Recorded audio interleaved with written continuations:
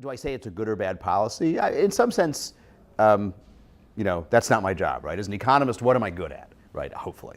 I'm hopefully good at looking at data and telling policymakers, here's the trade-offs that this policy presents. So the minimum wage presents trade-offs. It clearly creates some winners, right? If you keep your job and don't have your hours reduced and your wage is higher, you're better off, right? So some people gain, right?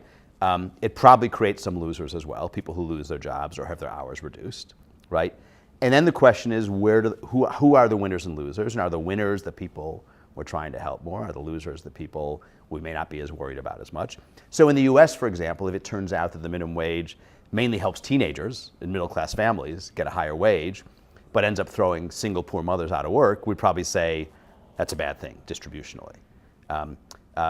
As I said, in a developing country context, or any other country for that matter that looks different from the US, and they all do in some sense, that answer can be very different. So I think it's very important to get research that goes beyond the employment effects to really identify who the winners and losers are. That said, that still doesn't that doesn't give me any authority to say what's a good policy or not, but at least then policymakers can look at who is affected in which direction and apply their sort of own weighting. Is this a good policy or is this not a good policy? I think policy debate often gets oversimplified. Somebody says, oh, somebody loses from that, therefore it must be a bad idea. Well, that's sort of silly, right?